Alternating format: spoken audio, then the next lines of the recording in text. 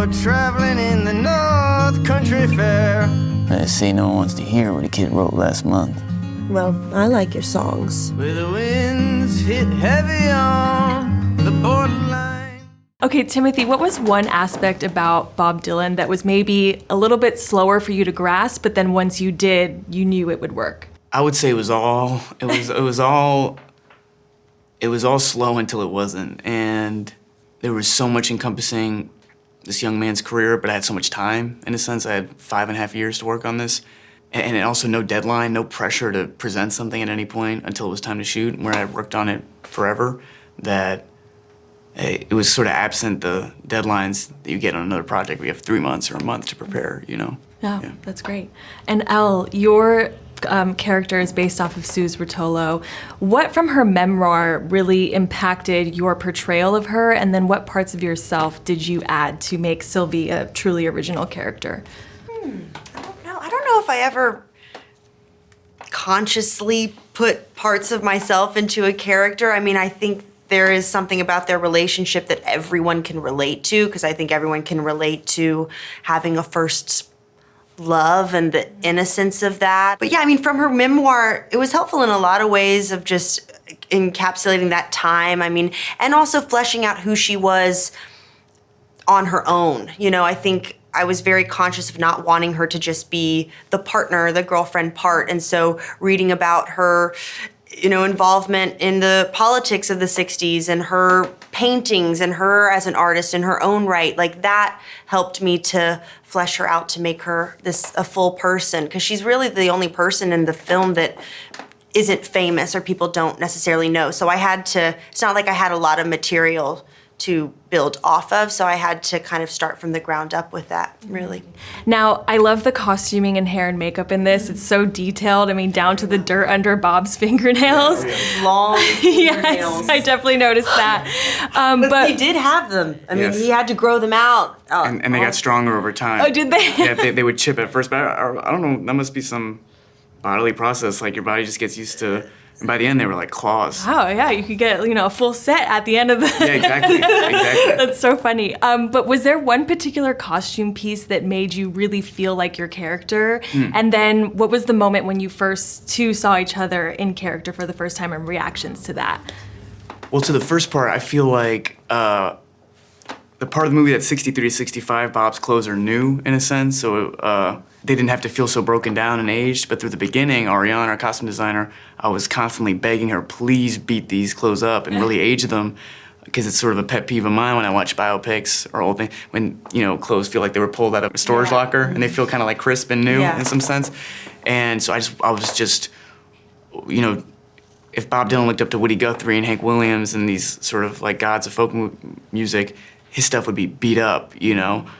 He didn't have a reputation for being orderly at the time. So that's what I remember from the clothes up top. Yeah, I had like this fuzzy jacket, furry jacket that was like suede, and I think Ariane had said that we had read that Bob gifted that to Suze, who Sylvie's based on, so that was a little homage to that. And there is a picture of Suze like walking with Bob in a jacket that looks very similar. Oh, yeah. And how about your reaction to seeing Timothy as Bob for the first time? I was thinking because, so I saw him perform on stage, like on set, but then really like the first time we saw each other if you're talking about like costumes and character, we had to shoot the Freewheelin' album cover, like recreation. That's true. Yeah, and that was before we started filming. It was like a, you know, pre-day, and we would like take a couple steps, go back. I mean, we weren't in character, but we were in costume, fully trying to emulate the cold, and it wasn't cold that day. We had to pretend to be cold walking down the street.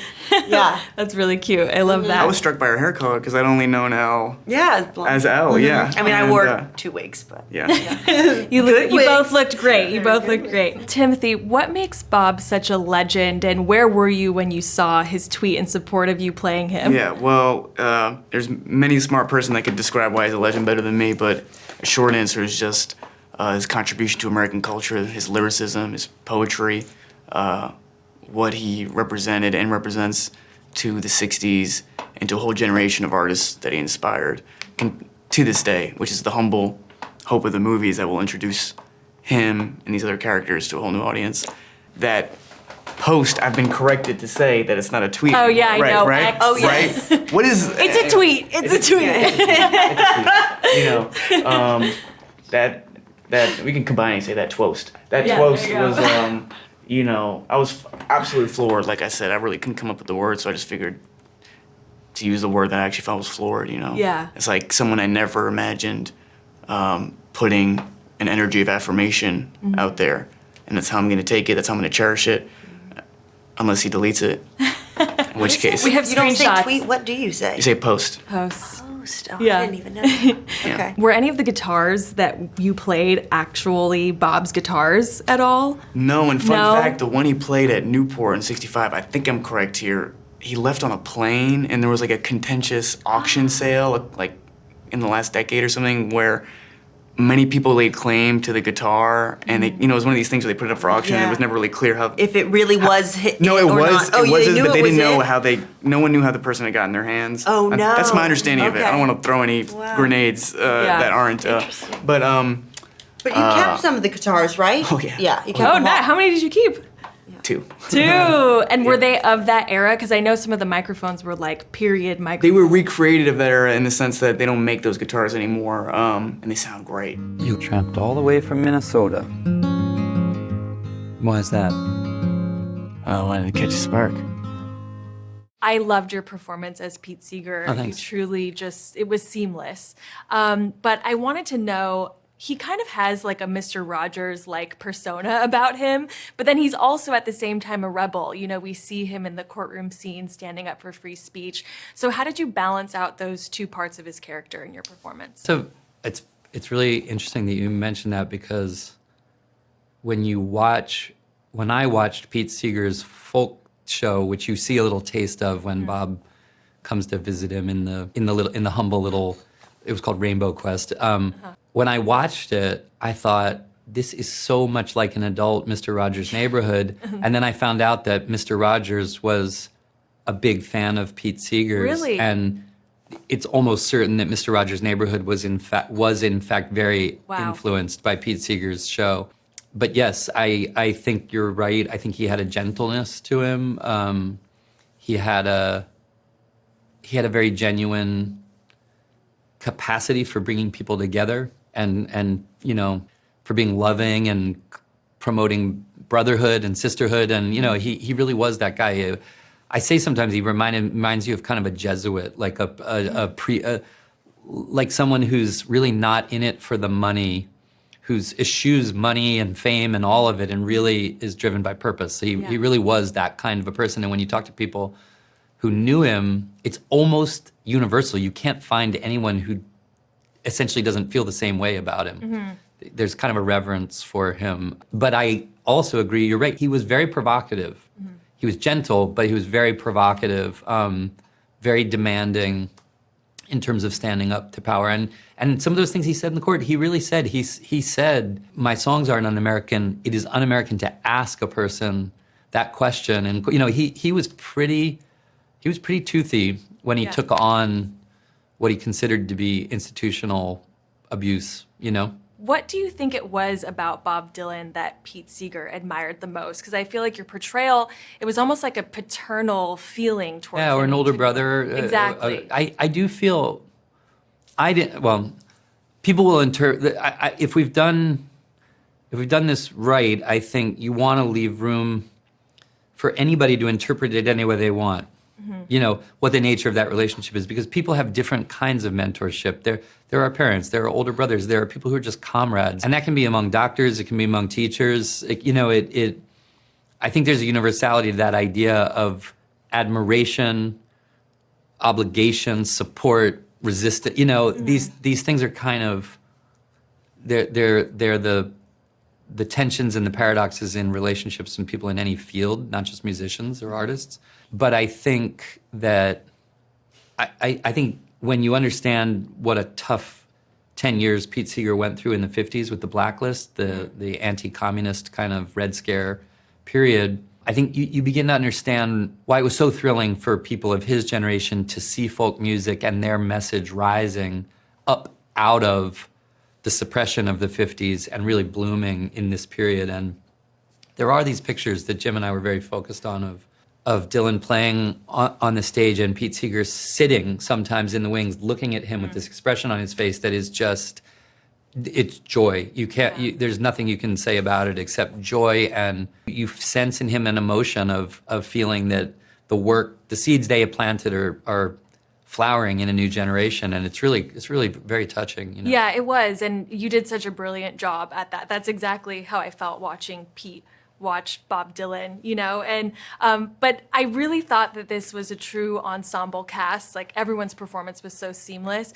But for you, when you were on set, was there one particular moment where you saw Timothée Chalamet as Bob Dylan and you're like, that is a true moment of transformation right there? There were many. I mean, not one. I had that feeling of almost kind of eerie sense that we were in this weird little time warp, and that the ghosts of it all were kind of shimmering around us. I felt, I mean, right, the first scene I did with him is the scene they met in the hospital, and that song for Woody is one I know really, really well.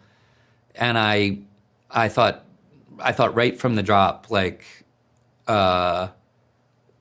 we were in a very exciting experience with Timmy and that incarnation of him that he was creating. I think, I admired everything about the depth that he went into it with, just enormously. Totally. Wonderful work. The depth that you went to not only learn how to play the banjo in a couple of months, but learn how to play the banjo like Pete Seeger, you know? So what was it like learning to play the banjo for this film? And is it something that you think you'll continue on now that it's wrapped? No, I'll probably go back to my guitars, which I have a long, loving relationship with, and the banjo, banjo's like an alien. It's like an affair that I've had now, and I think I appreciate it, but I'm not sure I'm ever going to be a virtuoso on it. But I was lucky to have had enough of a musical grounding that it wasn't, I wasn't starting from scratch, but I do music in general, and certainly the music that people like Pete Seeger make look effortless. In some ways, it really is true that the deeper you go, the more you realize that it's an infinite horizon. And he was such a virtuoso. Even the professionals that we worked with on the arrangements and things acknowledged that some of the stuff he did is very, very hard even for professionals to imitate. So we had to be very clever in figuring out the way to make it look like we were doing it at his level. By any chance, were any of the banjos in the film one of Pete Seeger's banjos that he's played? Yes. We had multiples of his famous long neck banjo, but that and the 12-string guitar that I have and were are old ones of his that were held in trust by one of his producers in Beacon, New York, who amazingly lent them to us. So it was very special. Amazing. Yeah. Going back to that beautiful moment with Woody Guthrie in the first part of the film, you know, it's obviously we see just a deep respect for him that both Bob Dylan and Pete Seeger had. So what was it about Woody that, you know, Pete respected so much, and how did that inform your portrayal of Pete? I think that the way that, you know, Jim he carries you into this film with the sound of Woody Guthrie's voice. I mean, it is actually in and out. You know what I mean? And I think that it's hard to overstate for those people. Woody, if Pete Seeger was sort of the Gandalf of that time, or the high priest, Woody Guthrie was almost divine to those people. He represented Americana and the American folk spirit in a mystical way to a lot of those people. And I think that the way that Jim's architected this story, I think he conveys that was it was almost like a shared devotion among the people at that time. And yet it's so wild, because I think he was in this there he was in this hospital in New Jersey. And It's one of the great amazements. There's a couple things that I still can't really wrap my head around. One is that Bob Dylan, as almost a boy, made his way across the country and actually did encounter his druid like that. And it almost has that like devil at the crossroads kind of thing where it was like he was anointed or something. I also think it's amazing that Pete Seeger, who his friend, Woody Guthrie, writes This Land Is Your Land, this iconic American song of patriotism but protest and so laced under it. And through the civil rights movement and through the Vietnam era and all of it, Pete Seeger is still alive in his 90s and plays that song at Barack Obama's inauguration with Bruce Springsteen. You know, the span of that. And when you think about the span of his friend writing that song in the Depression and him playing it at the inauguration of the first black president is just beautiful. It's astonishing. Yeah, it's you couldn't make that up. Miles in the mouth of a graveyard, and it's a heart, oh, it's a heart.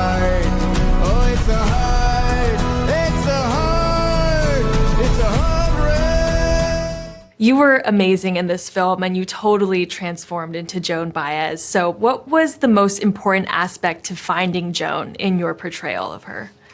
Well, initially, the most important thing to me was getting the music training that I needed to believably play her at the place that we meet her in the film. Because in the beginning of the film, she's, at the height of her career, and she's world-renowned on the cover of Time, and she's known for having an exceptional voice and an incredible ability to play the guitar. And I did neither of those things, or had neither of those things. So initially it was just like, putting my head down and getting into training musically. Yeah. Did you get a lot of calluses on the fingers from practicing They're so still much? numb, actually. I mean, I still play, but yeah. Yeah, that was a lot. Is there a potential music career for you ahead? I've heard that you've been writing some original songs. Maybe you want to keep this thing up. Yeah, I mean, I've been.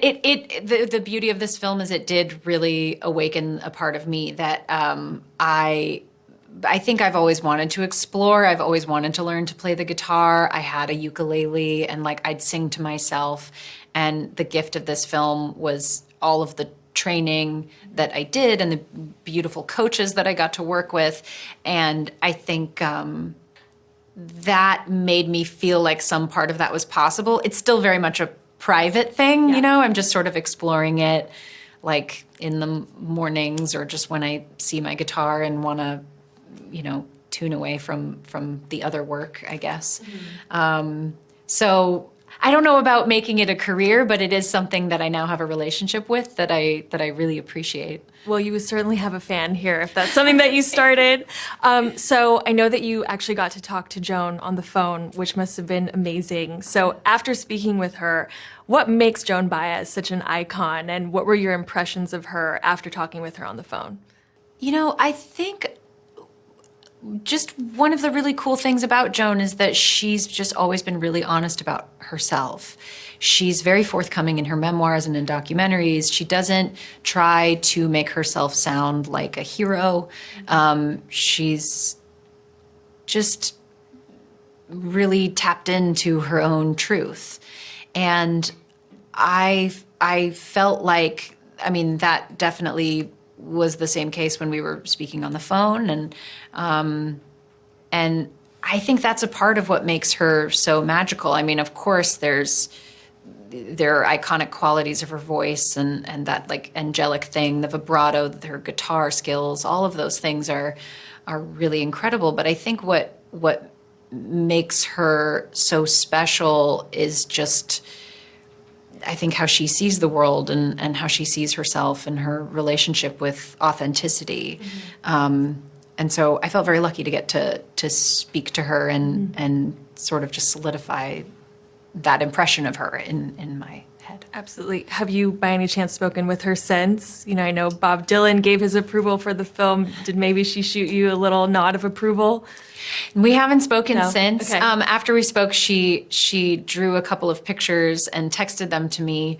I guess I could text her if I wanted to. I think for now we had this moment where I forget what I was saying, but it was some kind of like something just out of respect. And she was just sort of like, I'm just in my backyard listening to the birds. And I mean, that was just such a Joan response to this whole thing. I think she exists as herself, and she doesn't live or die by what we say in this movie. And she's not waiting for any kind of approval from anybody. And so I've just sort of felt like letting this play out on its own and letting her have the space to absorb it in whatever way she wants to, while I also process and try to understand what we've done here, is the best course of action for now. I mean, sure, somewhere down the line I would love to have a longer conversation with her. Yeah, absolutely. Yeah.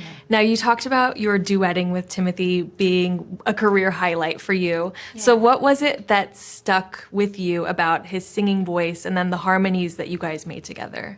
I mean, he put so much work into getting the Bob sound. And I knew about that as we were going, and I heard his pre-records and I sang along to them in the studio. And I was always hearing about, what he was doing. And it just was a really exciting moment to get to show up and trust our musical proficiency at that point. And I hear the sound of our voices together. I mean, that just was, it's a kind of magic that I think musicians are really lucky to experience, and I had never experienced before. And, yeah, I mean, Nick Baxter designed beautiful harmonies, and the guitar accompaniment just flowed so beautifully, and it was kind of a transcendent experience. And how about the first time that you saw Timothée as Bob Dylan? What was that moment like for you, and what were your first impressions seeing him? I mean, it just fit. I mean, when I met him, he was in a sort of partial version of costume. So it's funny to sort of see him on the backside. I feel like I'm now meeting Timmy, not because he was, method or anything, but it just was. We just sort of launched into it already pretty deeply in our characters. I mean, I wore my own clothes, but it just, I don't know. We were already both very sort of deeply ingrained in the job. There was a moment in his screen test where I looked and looked again, because to me it looked like, I was like, that looks like Bob. And so, that's just a testament to Timmy's work, of course, and his body language, and then also Ariane, beautiful costume designer, and the hair and makeup, and yeah. I stumbled on the side of 12 misty mountains. I walked and I crawled on 6 crooked highways. You've already made one beloved musical biopic with Walk the Line, but what was it about Bob Dylan during this time period specifically that called to you as a filmmaker? The questions the story raised, that were even beyond just Bob. I mean, obviously it comes with all that great music, so that's an incredible asset. It's almost like having Bob Dylan as a co-writer with me and Jay, in the sense that he's supplying so much of the text himself. But but it's, as I said, it's the questions that the story raised. It's like, because it's kind of, Bob's story in those first years in New York is kind of a fairy tale, or kind of almost a Dickens story of this kind of man with no name landing in town with a few pennies in his pocket and a moleskin notebook with a few lyrics scrawled in it and a guitar case, ostensibly to meet his hero in a VA hospital dying of Huntington's disease, where he sings him a song and kind of becomes discovered by Pete Seeger, who starts him in clubs, and within 2 years is leading the folk movement and about to start a kind of rock and roll revolution. And that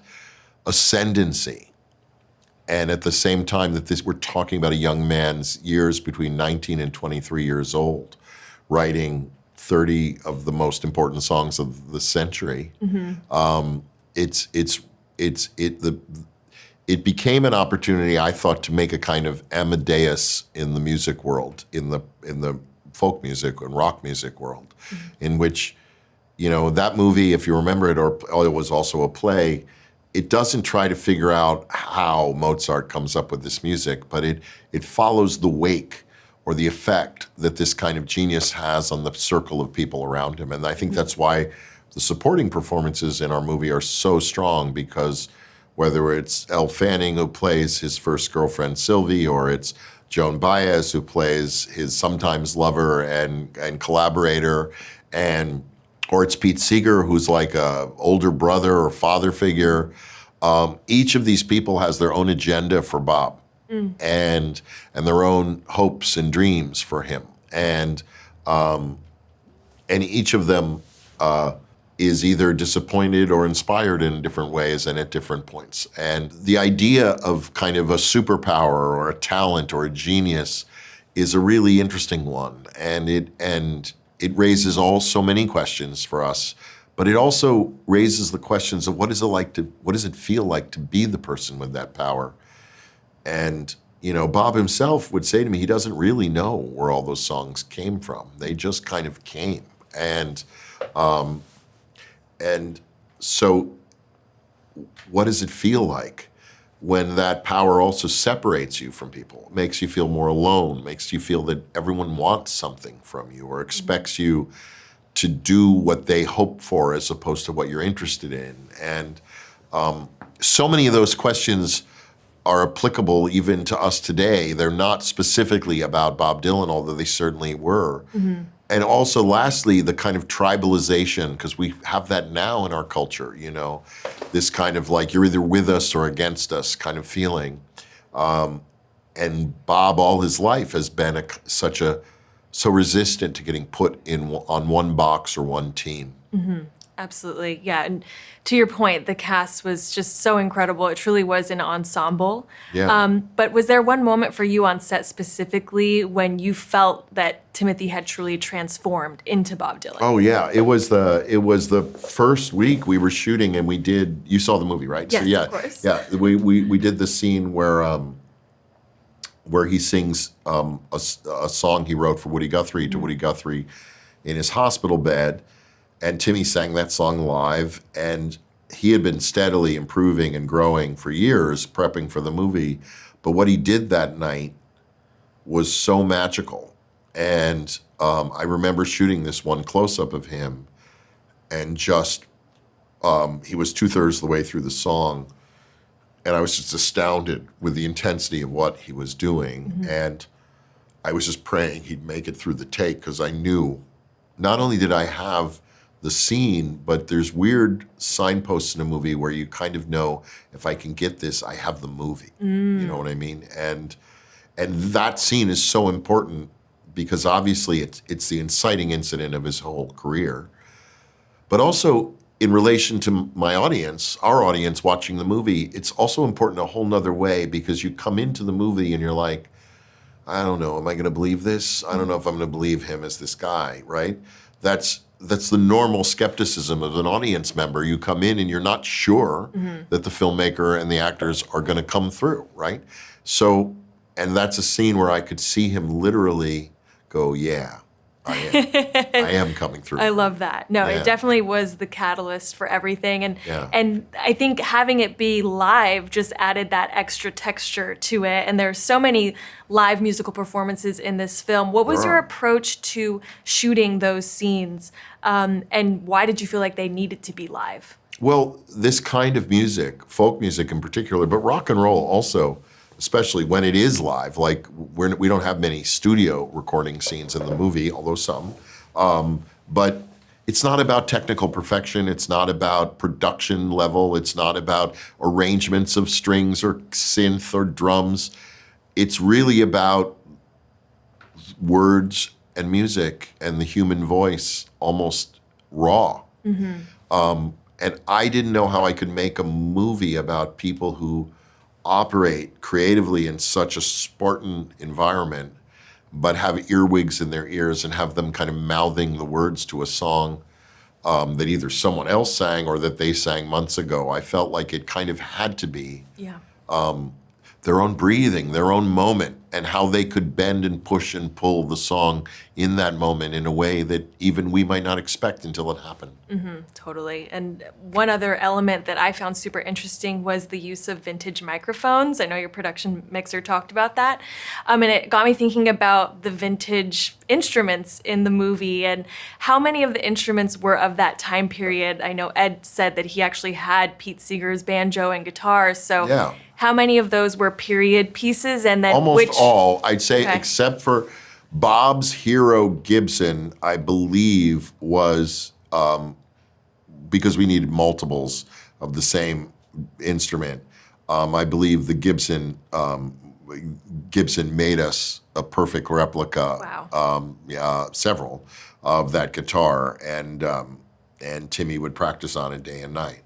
But many, probably almost all the instruments were the real thing, vintage instruments from the right period. Did you have a favorite piece on set? There's this moment he jams with Jesse Moffat, this blues musician, in a TV studio with Pete Seeger, that I love the energy between them all in that scene. But I also really love Bob and Joan Baez singing "It Ain't Me, Babe." They're so winning together. They are. And it's like, they have a hard time getting along when they're not singing, but when they are singing together, it's kind of this beautiful intimacy and joy you feel between them.